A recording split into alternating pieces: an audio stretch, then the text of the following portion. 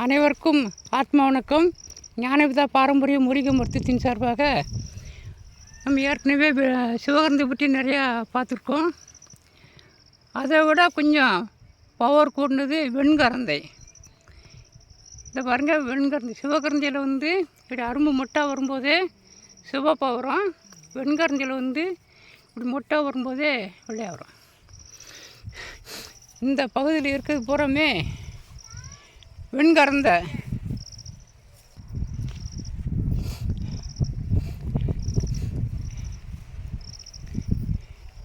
இன்றைக்கி பாருங்கள், நாங்கள் வெண்கரந்தை தான் பறிச்சிக்கிட்டு இருக்கோம். இது நம்ம இதுவும் ஒரு உயர்ந்த, அதாவது சிவகரந்தையை விட கொஞ்சம் உயர்ந்த மூலிகை தான். இந்த வெண்கரந்தையிலேருந்து கந்தகத்தை, அதாவது மருந்தம்பட்ட சாம்பலேருந்து முடித்த கெட்டின கந்தகத்தை இதிலே சுரு கொடுத்து புடம் போட்டு முடிக்கணும். முடுக்கட்டாக மாறிடும். அதுக்கு பிறகு இதே வெண்கரந்தை சாரை விட்டு பாதரசத்தை விட்டு நம்ம சுரு கொடுத்து அதையும் கந்தகத்தையும் போட்டு அரைச்சி நம்ம மருந்தை முடிக்கணும். இது உயர்ந்த கற்ப மருந்து. இதுக்கு அடுத்து என்ன நிலைக்கு கொண்டு போகலாம் அப்படிங்கிறத நம்ம பார்ப்போம். இப்போ நாங்கள் இந்த ஏரியாவில் தான் இந்த புறமே பறிச்சிக்கிட்டு இருக்கோம்.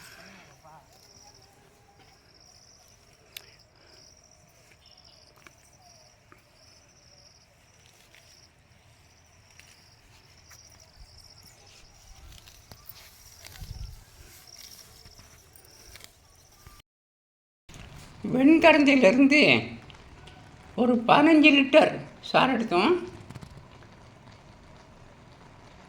ஏற்கனவே சொன்னபடி கெட்டின, அதாவது முழுக்கெட்டு கெட்டின கந்தகம் 300 கிராம், 300 கிராம் சிவகரந்தை வெண்கரந்தை சாறிலிருந்து கெட்டின பாதரசம், சிவகரந்தை, அதாவது வெண்கரந்தை உப்பு. நம்மளுக்கு சிவகரந்தை உப்பு இருக்குது, வெண்கரந்தை உப்பு இருக்குது. இந்த வெண்கரந்தை உப்பு ஒரு 300 கிராம், பாதரசம் 300 கிராம், கந்தகம் 300 கிராம், இதை போட்டு 15 லிட்டர் சாரையை வச்சு கிட்டத்தட்ட ஒரு 12 மணி நேரத்துக்கு மேலே சுரு கொடுத்துருக்கு. இப்போயும் பாருங்கள், இந்த சுரு கொடுத்துட்டு இருக்குது. அதாவது கொஞ்சம் இளந்தியாக தான் எரியணும். சாறு வத்த கொடுக்கணும். இப்போ 900 கிராம் வரைக்கும் இதில் நடந்துகிட்ருக்கு. இது முடிஞ்சிருச்சு. இருந்தாலுமே இன்னும் என்ன செய்யணும்னா, இந்த சாறு சுரு கொடுத்த பிறகு இதே வெண்கரந்தை சாரை விட்டு ஒரு 8 மணி நேரமாக குறைஞ்சதாக அரைக்கணும். அரைச்சி வில்ல தட்டி காய வச்சு புடம் போட்டாச்சுன்னா அது உயர்ந்த கற்பமாக போயிடும். கற்பம்னா மிக மிக உயர்ந்த கற்பமாக மாறும். அரைச்சி சாறு எடுத்த பிறகு மீதமுள்ள, அதாவது இன்னொரு சாறு எடுத்து அதை அரைக்கிறதுக்காக வேண்டி இந்த வட்டார தண்ணி ஊற்றி அந்த தண்ணிக்குள்ளே இந்த வெண்கரந்தியை நிறையா வச்சுருக்கோம். ஒரு 20 கிலோ வரைக்கும் இந்த மாதிரி நிழலில் முன்னால் வச்ச மாதிரி கெட்டி தொங்க விட்ருக்கோம். இந்த காயை பாருங்கள், ஏற்கனவே சிவகரந்தை காயை பற்றி நம்ம பார்த்தோம். இந்த வெண்கரந்தை காயை பாருங்கள், ஒன்று கூட இல்லை சிவகரந்தை கிடையாது, எல்லாமே வெண்கரந்தை தான்.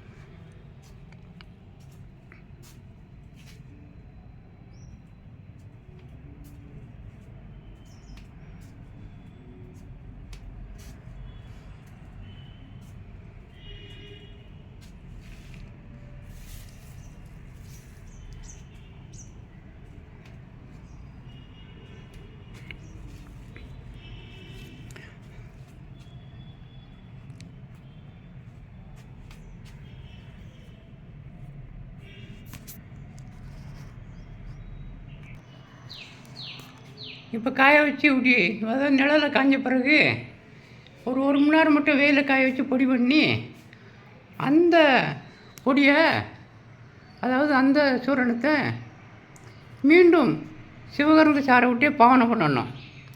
அப்படி பாவனை பண்ண சூரணம் இதில் எடுத்த தீநீர், இதில் எடுத்த உப்பு அத்தனையும் கலந்து உழுக்க சாப்பிடும்போது இப்போ நம்ம அடுப்பில் வச்சுருக்குத சிவசக்தி, அதாவது கந்தகமும் ரசமும் அந்த வெண்கலந்த உப்பும் சேர்ந்து உயர்ந்த மருந்தும் சேர்ந்து சாப்பிடும்போது எந்த காலமும் எந்த நோயும் வராமல் நிறைய மாற்றக்கூடிய அற்புதமான மருந்து. பல தடவை செய்துக்கு முயற்சி பண்ணியும் ஒரு சில நேரம் அமையலை. இந்த நேரம் ஒரு நல்ல ஒரு சந்தர்ப்பத்தில் எனக்கு எல்லாமே கிடைச்சிருக்கு. ஒரு மண்டலம் சாப்பிடும்போது அது எந்த அளவுக்கு உயர்ந்த கற்பமாக மருந்து யாராலுமே கணிக்க முடியாத அளவுக்கு போயிடும். எல்லாம் சித்தருடைய அருளால் நமக்கு எல்லாமே நமக்கு கிடைச்சிருக்கு. அதே மாதிரி நம்ம தயாரித்தாலுமே இந்த மருந்து யார் யாருக்கு கிடைக்கணுங்கிறத இந்த பிரபஞ்சந்தான் முடிவு பண்ணணும். அதனால் நம்ம உயர்ந்த கற்ப மருந்துகள் பற்றி பார்த்துக்கிட்டு வரோம். நம்முடைய வீடியோவை பதிவு பண்ணி பார்த்துட்டே வாங்க. இன்னும் நிறைய முறைகள்லாம் இருக்குது, ஒன்று ஒன்றா போடுவோம். நன்றி, வணக்கம்.